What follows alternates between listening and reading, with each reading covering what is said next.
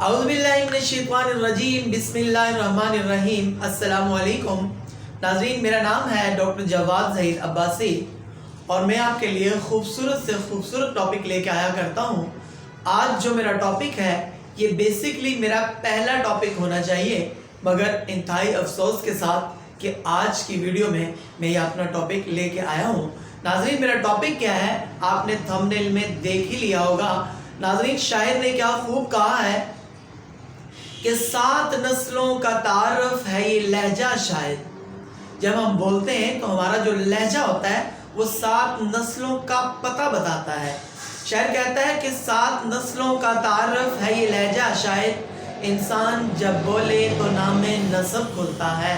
اور شاعر یہ بھی کہتا ہے کہ میں نہیں مانتا کاغذ پہ لکھا شجرہ نسب، بات کرنے سے قبیلے کا پتہ چلتا ہے۔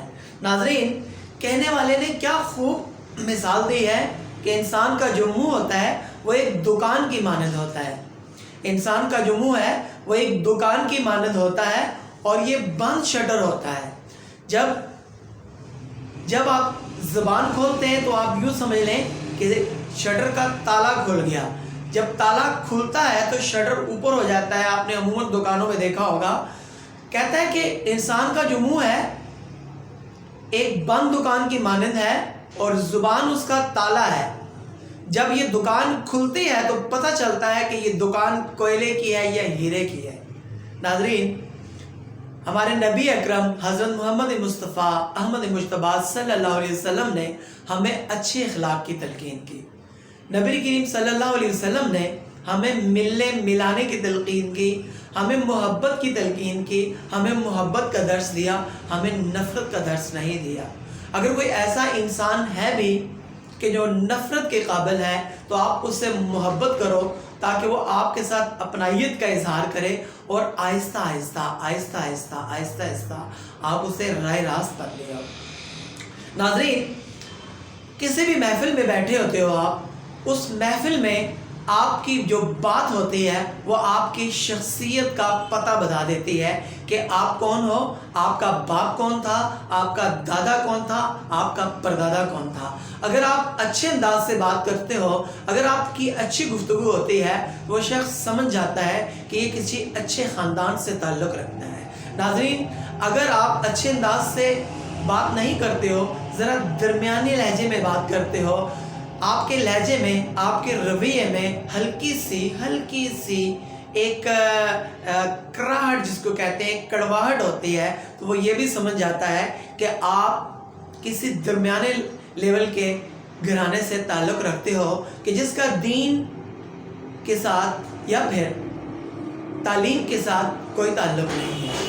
اگر آپ اسی محفل میں پیچھے کتابیں رکھ کے، دین کی کتابیں رکھ کے، سامنے آپ بیٹھ کے گالی گلوچ کر رہے ہوتے ہو یا پھر آپ کسی سے بات کر رہے ہوتے ہو تو آپ اس کو گالی دے رہے ہوتے ہو، تو تب بھی سامنے والا سمجھ جاتا ہے کہ آپ کا تعلق کسی اچھے خاندان سے بالکل بھی نہیں ہے۔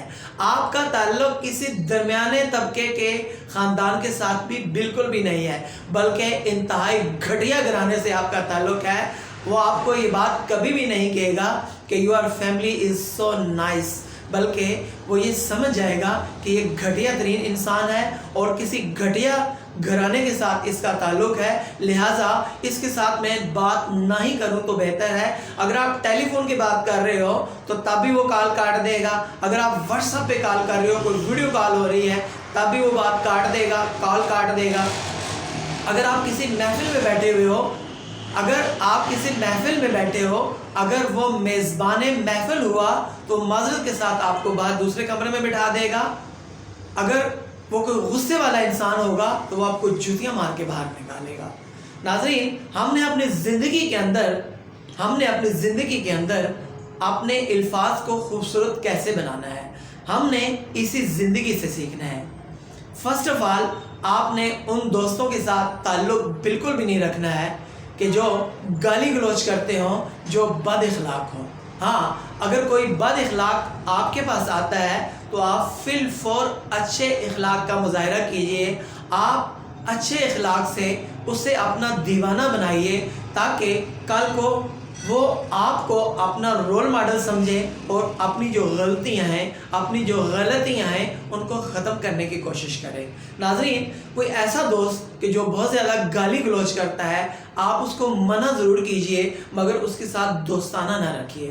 اگر آپ کا کوئی رشتہ دار ایسا ہے کہ جو گالی گلوچ دیتا ہے، آپ اس کے ساتھ بالکل بھی اٹھنا بیٹھنا نہ رکھیے، آپ کسی بھی قسم کا تعلق واسطہ اس کے ساتھ نہ رکھیے۔ ہاں، آنا جانا ضرور رکھیے، ملنا ملانا رکھیے مگر دوستانہ نہ رکھیے۔ آپ گہری دوستی اس کے ساتھ بالکل نہ رکھیے، بلکہ آپ اس سے یہ سبق سیکھیے کہ یہ گالی گلوچ کرنے والا انسان ہے، یہ گالی گلوچ کرنے والا انسان ہے۔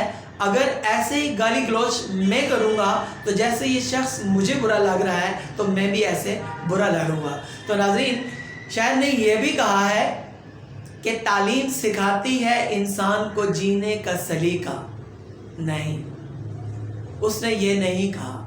تعلیم سکھاتی ہے انسان کو جینے کا سلیقہ، یہ نہیں کہا۔ اس نے کہا کہ تہذیب سکھاتی ہے انسان کو جینے کا سلیقہ، تہذیب سکھاتی ہے انسان کو جینے کا سلیقہ، تعلیم سے جاہل کی جہالت نہیں جاتی۔ آپ جتنے مرضی پڑھ لکھ جاتے ہو، اگر آپ اپنے ان رشتہ داروں کے ساتھ ملتے ہو کہ جو انتہائی بد اخلاق ہیں، انتہائی بد کردار ہیں، انتہائی بد زبان ہیں، تو آپ میں اور ان میں بالکل بھی کوئی فرق نہیں کرے گا سامنے سے دیکھنے والا۔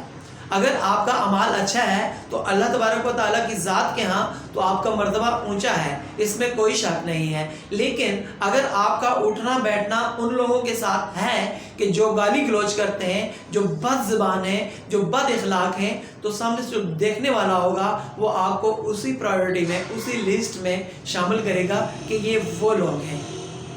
تو شاعر کہتا ہے کہ تہذیب سکھاتی ہے انسان کو جینے کا سلیقہ، تعلیم سے جاہل کی جہالت نہیں جاتی۔ ناظرین، اگر آپ کے کسی جاننے والے نے ماسٹر کیا ہوا ہے، ڈبل ماسٹر کیا ہوا ہے، ماسٹر آف اسلامک سٹڈیز کیا ہوا ہے، لیکن اس کا اخلاق اچھا نہیں ہے، وہ بد زبان ہے، وہ بد کردار ہے، تو اس میں تعلیم کا کوئی قصور نہیں ہے، اس میں تہذیب کا قصور ہے۔ تو ناظرین، آج تک کے لیے صرف اتنا ہی۔ اگر آپ کو میری آج کی ویڈیو اچھی لگی ہو تو ضرور میرے چینل کو سبسکرائب کیجئے گا اور بیل آئیکن کے بٹن کو دبانا ہرگز نہ بھولیے گا، تاکہ میری ہر آنے والی ویڈیو آپ کو بھر وقت ملتی رہے۔ اسی کے ساتھ اجازت دیجیے، اللہ حافظ۔